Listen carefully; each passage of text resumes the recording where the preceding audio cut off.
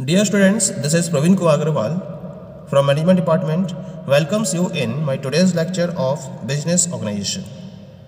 जैसा कि हम टॉपिक पढ़ रहे थे about the sources of finance और उस टॉपिक में हमने long term sources of finance को स्टार्ट किया था, तो इसी में आगे बढ़ाते हुए टॉपिक को मैं आपसे fifth source of long term finance को डिस्कस करूंगा and this is the commercial bank.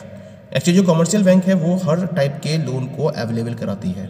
ये शॉर्ट टर्म फाइनेंस को भी अवेलेबल कराती है, मीडियम टर्म फाइनेंस को भी अवेलेबल कराती है और अब इन प्रेजेंट सिनेरियो ये लॉन्ग टर्म फाइनेंस को भी अवेलेबल करा रही है। लेकिन इससे पहले क्या था, ये केवल और केवल शॉर्ट टर्म और मीडियम टर्म फाइनेंस पर ही फोकस करती थी, लेकिन प्रेजेंटली ये लॉन्ग टर्म फाइनेंस पर भी फोकस करने लगी है।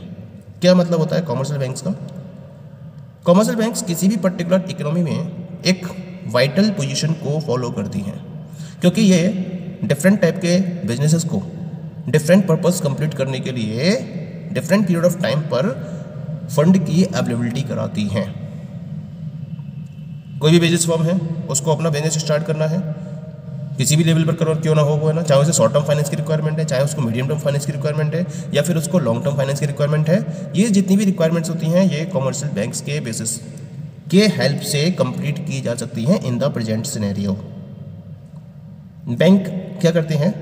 Banks extend loans to firms of all sizes and in many ways. बहुत सारे तरीके होते हैं फर्म्स के पास या बैंक्स के पास, बहुत सारे तरीके होते हैं फर्म्स को लोन देने के लिए। जैसे वो क्या कर सकती हैं, कैश क्रेडिट के मीडियम से लोन प्रोवाइड कर सकती हैं, ओवरड्राफ्ट के मीडियम से, टर्म लोन के बेसिस पर, परचेज या डिस्काउंटिंग ऑफ बिल्स के बेसिस पर, या फिर लेटर ऑफ क्रेडिट को इश्यू करके भी जो बैंक्स हैं वो डिफरेंट फर्म्स को लोन्स की अवेलेबिलिटी कराती हैं। अब बात आती है इन पर कि जो रेट ऑफ इंटरेस्ट है, जो बैंक्स चार्ज करती हैं, क्योंकि जब आप लोन लेंगे या किसी फर्म को जब लोन प्रोवाइड किया जाता है तो उसके यूज़ के एक्सचेंज में जो बैंक्स हैं वो उनसे एक रेट ऑफ इंटरेस्ट चार्ज करती हैं। अब ये रेट ऑफ इंटरेस्ट कितना होता है या कितना होगा ये डिपेंड करेगा डिफरेंट टाइप के फैक्टर्स पर। जैसे फर्म्स की कैरेक्टरिस्टिक्स क्या हैं, फर्म कितने पीरियड ऑफ टाइम के लिए लोन को फॉलो कर रही है, ऑक्यूपाई कर रही है, या फिर इकोनॉमी में इंटरेस्ट रेट का लेवल क्या है। इन सारे फैक्टर्स को कंसीडर करते हुए जो बैंक हैं वो इंटरेस्ट को डिटरमाइन करती हैं, रेट ऑफ इंटरेस्ट को डिटरमाइन करती हैं, और वही रेट ऑफ इंटरेस्ट लोन पर चार्ज किया जाता है from different firms by the bank. Loan को जब रिपे करने की बात आती है तो इस लोन को रिपे किया जा सकता है या तो लंप सम अमाउंट के साथ में या फिर इंस्टॉलमेंट के बेसिस पर। जैसी भी सहूलियत रहती है बैंक्स ये फैसिलिटीज प्रोवाइड करती है, या तो आप लंप सम अमाउंट में लोन को रिपे कर सकते हो या फिर इंस्टॉलमेंट के बेसिस पर भी लोन का रिपेमेंट किया जा सकता है। ओके, अब बात ये आती है कि ये जो लोन प्रोवाइड करते हैं इसके लिए पैसा कहाँ से आता है इनके पास। तो जो फंड्स का एक मेजर पार्ट है कमर्शियल बैंक के पास, वो large number of individual depositors की तरफ से आता है। मार्केट में जो पब्लिक है वो अपने अकाउंट्स ओपन कराती है इन बैंक्स में और अपनी सेविंग के मीडियम से इनके पास फंड की अवेलेबिलिटी कराती है, क्योंकि ये क्या करते हैं, उन कंज्यूमर्स को एक proper rate of interest provide करते हैं और इस रेट ऑफ इंटरेस्ट की वजह से पब्लिक क्या करती है, अपना फंड इन बैंक्स में अपने सेविंग अकाउंट्स में डिपॉजिट कराती है, आरडीज बनवाती है, एफडीज खुलवाती है, एफडीआर्स खुलवाती है और उसके बेसिस पर अपने फंड को बैंक्स में डिपॉजिट करती है। तो ये तो हो गया इनके लिए फंड की अवेलेबिलिटी का मीडियम। और जो भी फंड्स इनके पास कलेक्ट होता है इस फंड को ये as a loan different type की फर्म्स को अवेलेबल कराते हैं in the form of the loan. लेकिन जो इनके पास फंड सबमिट होता है वो शॉर्ट नोटिस के विड्रॉल के साथ में अवेलेबल होता है, यानी कि जो कस्टमर्स हैं वो जब चाहें तब उस अमाउंट को विड्रॉ कर सकते हैं।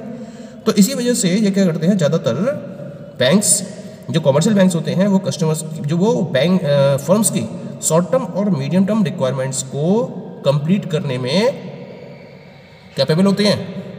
अगर इनकी लॉन्ग टर्म रिक्वायरमेंट है तो उस केस में इनकी कैपेबिलिटी कम हो जाती है, क्योंकि शॉर्ट नोटिस के साथ में विड्रॉल रहता है इंडिविजुअल डिपॉजिटर्स का।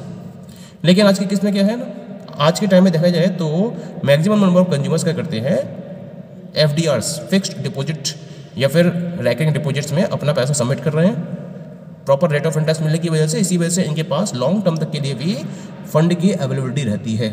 इसी वजह से प्रेजेंट टाइम में ये कमर्शियल बैंक्स हैं वो लॉन्ग पीरियड के बेसिस पर भी लोन को प्रोवाइड कर रहे हैं। ठीक है, अब जब बैंक क्रेडिट की बात करते हैं तो जो बैंक क्रेडिट है it is not a permanent source of funds, ये परमानेंट सोर्स नहीं है।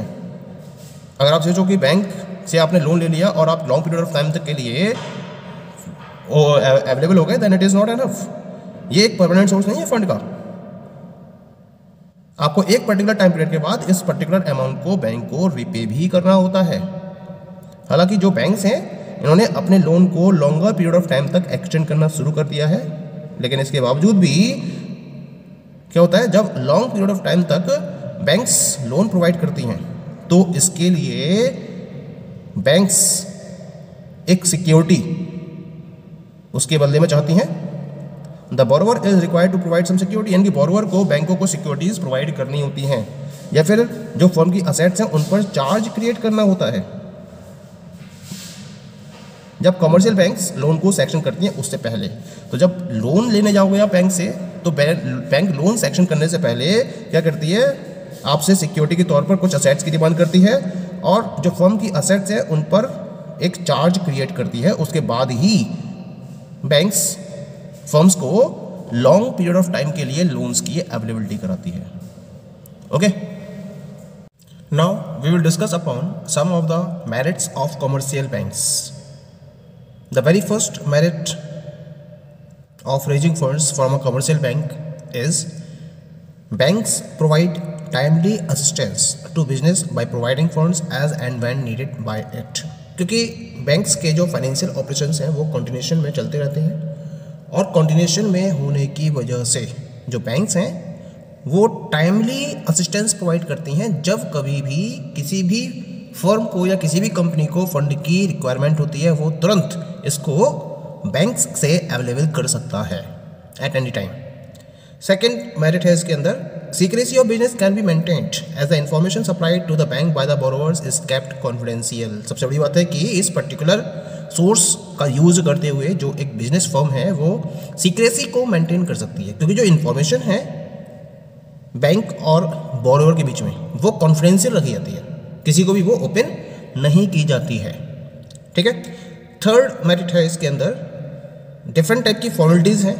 जब जैसे कि मान लीजिए कि हम इक्विटी शेयर्स को इश्यूएंस के बेसिस पर कैपिटल का अरेंजमेंट करते हैं, कैपिटल को रेज करते हैं, तो हमें डिफरेंट टाइप की फॉर्मेलिटीज़ को फॉलो करना पड़ता है। जैसे हमें प्रोस्पेक्टस को फॉर्म करना पड़ता है, प्रोस्पेक्टस को इश्यू करना पड़ता है, अंडरराइटिंग की प्रोसेस को फॉलो करना पड़ता है। तो ये सारी फॉर्मेलिटीज़ हमें इक्विटी शेयर्स के इश्यूएंस के टाइम पर फॉलो करनी होती हैं। लेकिन जब हम कॉमर्शियल बैंक्स के थ्रू लोन फॉलो करते हैं तो हमें इन सारी फॉर्मेलिटीज से कोई भी मतलब नहीं होता है। इसका मतलब very less formalities are required in order to raise fund from the commercial banks. तो ये बहुत इजी सोर्स ऑफ फंड होता है किसी भी पर्टिकुलर कंपनी या किसी भी पर्टिकुलर फर्म के पॉइंट ऑफ व्यू से।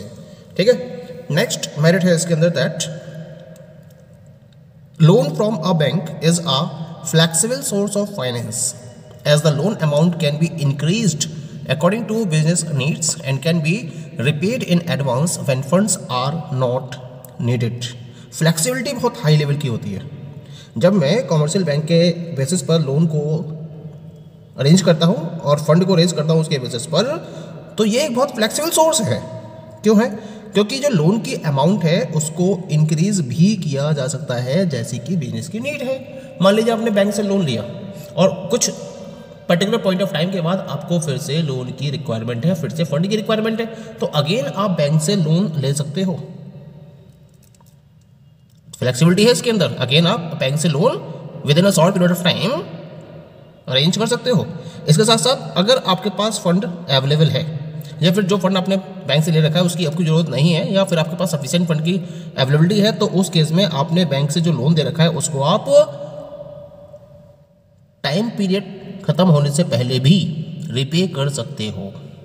तो क्या हुआ उससे ना कि जो बात का इंटरेस्ट है वो आपको नहीं पे करना पड़ेगा, एक्स्ट्रा बर्डन आपके ऊपर नहीं पड़ेगा, यानी कि आपका बर्डन कम हो जाएगा कंपनी का इंटरेस्ट के फॉर्म में। ठीक है, ये इसके अंदर एक फ्लेक्सिबिलिटी रहती है। तो ये तो बात हो गई about the merits of commercial banks. अब इसके साथ साथ इसकी कुछ पर्टिकुलर लिमिटेशंस भी हैं, तो हमें इसकी लिमिटेशंस को यहाँ डिस्कस करना है। क्या क्या लिमिटेशंस है? पहली लिमिटेशन है इसके अंदर, इसको हम डिस्कस करेंगे। The very first limitation is funds are generally available for a particular period of time and its extension और renewal is uncertain and difficult. यानी कि अगर आपने बैंक से लोन के फॉर्म में फ़ंड को अरेंज कर रखा है तो ये एक पर्टिकुलर पीरियड ऑफ टाइम के लिए अवेलेबल होता है और उस पर्टिकुलर पीरियड ऑफ टाइम तक आपको ये लोन बैंक को रिपे करना ही होता है। अगर आप इसको एक्सटेंड करना चाहते हो, इसको रिन्यू कराना चाहते हो, तो ये बहुत अनसर्टेन होता है, बहुत डिफिकल्ट होता है, क्योंकि ये डिपेंड करता है कंपनी की फाइनेंशियल परफॉर्मेंस पर। अगर फाइनेंशियल परफॉर्मेंस बेटर जा रही है, कंपनी लगातार प्रॉफिट को अर्न कर रही है, तब तो उस केस में एक्सटेंशन और रिन्यूअल ईजी हो जाता है। लेकिन अगर एडवर्स सिचुएशन है कंपनी के साथ में तो इसका रिन्यूअल और एक्सटेंशन अनसर्टेन रहता है और बहुत डिफिकल्ट हो जाता है।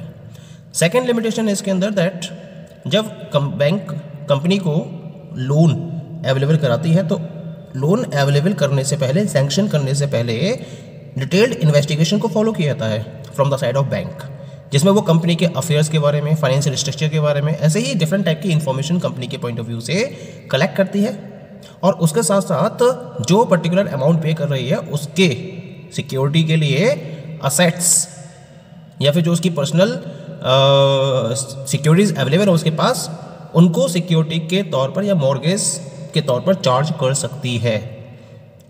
तो इस तरीके से जो प्रोसीजर है फंड को ऑब्टेन करने का, ये स्लाइटली डिफिकल्ट हो जाता है, ठीक है, क्योंकि जब तक बैंक एश्योर नहीं हो जाती कि जो पर्टिकुलर पार्टी को बैंक लोन देने जा रही है उसकी रिकवरी उसके लिए पॉसिबल रहेगी आने वाले टाइम में या नहीं रहेगी, तब तक वो उस पर्टिकुलर पार्टी को लोन अवेलेबल नहीं कराती है।